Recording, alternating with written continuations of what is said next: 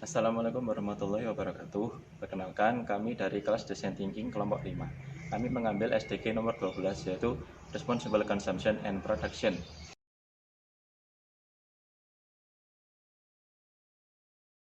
Di SDG ini, kami mengangkat masalah plastik. Kenapa sih kami mengangkat masalah plastik tersebut?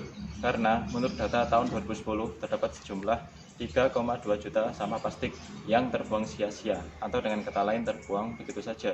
Dengan begitu, sampah yang tidak terpakai tersebut akan menimbulkan masalah baru seperti banjir maupun penyakit menular. Kemudian, kami telah melakukan sebuah observasi kecil di Grand City Mall Surabaya. Di sana kami telah mewawancarai seperti siswa, mahasiswa maupun para pekerja dengan tujuan untuk membuktikan bagaimana kepedulian masyarakat Indonesia tentang sampah plastik tersebut.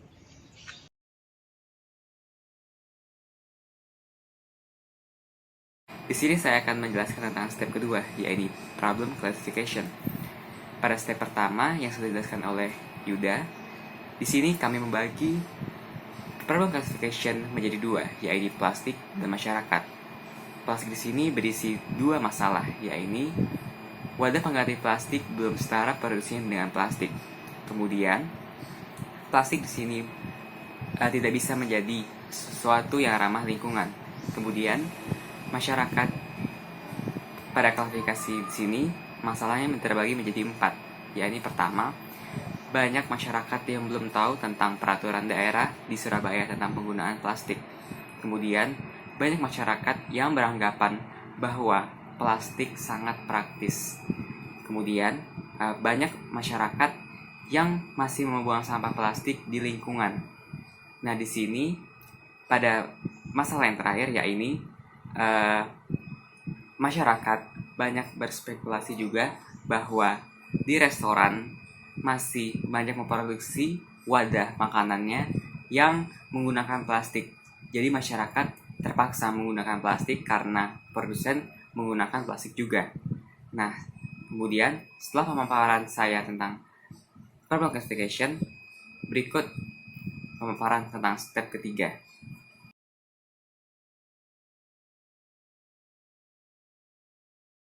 Saya akan menjelaskan di bagian empathy map. Empathy map yang pertama adalah di bagian say. Masyarakat atau konsumen merasa limbah plastik berpengaruh pada ekosistem hewan. Kemudian masyarakat juga merasa belum ada pemisah sampah antara sampah organik dan anorganik. Kemudian di bagian C, kami melihat bahwa konsumen masih lalai dalam membuang sampahnya, dan kemudian food court yang kami lihat masih terasa berantakan. Kemudian di bagian do, yang sudah dilakukan oleh konsumen adalah diantaranya membawa tumbler atau tempat minum sendiri, mendidik anak mereka untuk tidak menggunakan plastik, serta memakai stainless straw untuk menggantikan sedotan plastik. Di bagian think, masyarakat atau konsumen masih berpikir bahwa tempat makan yang mereka bawa sendiri itu masih dirasa repot, dan tas kain yang mereka gunakan masih dirasa mahal. Dan yang terakhir, di bagian feel, masyarakat masih merasa terpaksa, mereka masih terasa resah, merasa khawatir, dan merasa malas, namun mereka juga terganggu di saat yang sama.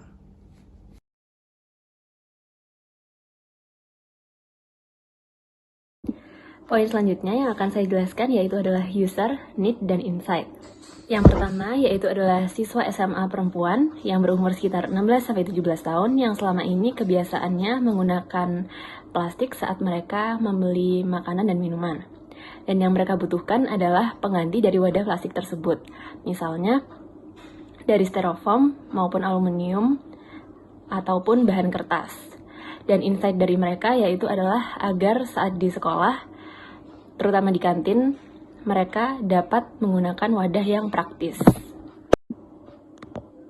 User yang kedua yaitu adalah bapak-bapak sekitar umur 35 tahun yang berprofesi sebagai pekerja kantoran, dan kebiasaan bapak itu sudah menggunakan wadah yang reusable seperti membawa tempat makan sendiri yaitu adalah Tupperware dan membawa minuman tumbler.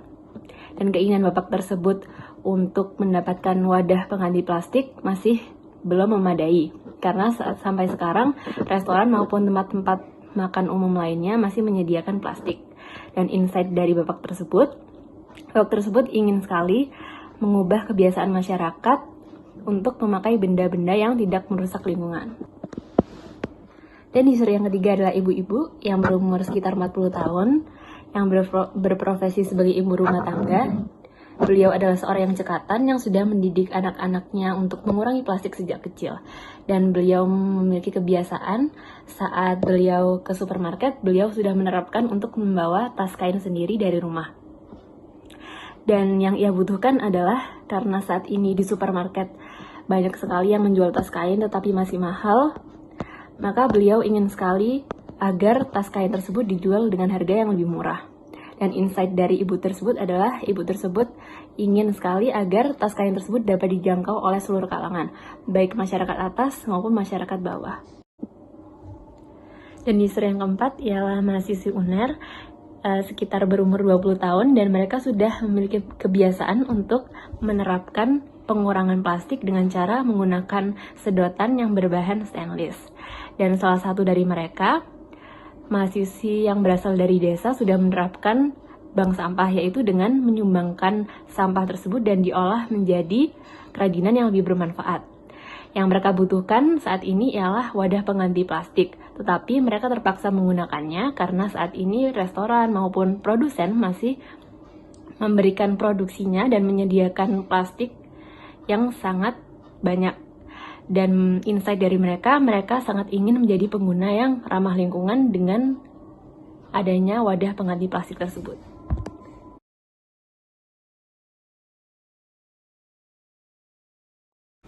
Poin yang terakhir yaitu persona. Jadi persona ini adalah metode untuk menentukan produk apa yang nanti harus kita kembangkan.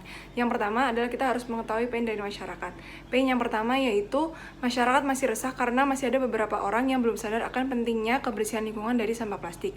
Dan yang kedua, belum ada wadah yang selain terbuat dari plastik itu yang memadai fungsi dari plastik itu sendiri, terutama dari segi kepraktisannya. Yang kedua, kami harus paham gain dari produk kami, yaitu sejauh mana produk kami akan memberikan kepuasan kepada pelanggan. Yang pertama, produk kami harus dapat mengedukasi penggunanya agar mereka dapat bertanggung jawab atas penggunaan plastik. Dan yang kedua, produk ini juga dapat menyeimbangi fungsi dari plastik itu sendiri, terutama dari segi kepraktisannya.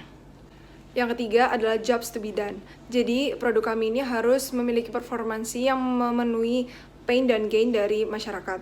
Jadi, jobs to be done dari produk kami adalah harus memiliki performansi untuk memberikan pengetahuan akan pentingnya kebersihan lingkungan dari sampah plastik dan tanggung jawab masyarakat atas penggunaan plastik, serta produk ini memberikan kenyamanan pengguna sehingga pengguna tidak terindikasi untuk menggunakan plastik berlebihan atau bisa tidak menggunakan plastik sama sekali. Dan yang terakhir adalah use cases. Jadi use cases ini lebih ke bagaimana teknis penggunaan dari produk ini. Nah, produk ini nantinya akan didesain agar penggunanya dapat mengakses produk ini kapanpun dan dimanapun saat mereka membutuhkan. Dan adanya produk ini adalah untuk memberikan perbedaan di mana sebelum dan setelah adanya produk ini akan terlihat signifikan. Yang sebelumnya orang-orang masih belum sadar akan pentingnya menjaga kebersihan lingkungan, setelahnya akan menjadi sadar bahwa penggunaan plastik yang berlebihan itu tidak sehat bagi mereka dan bagi lingkungannya.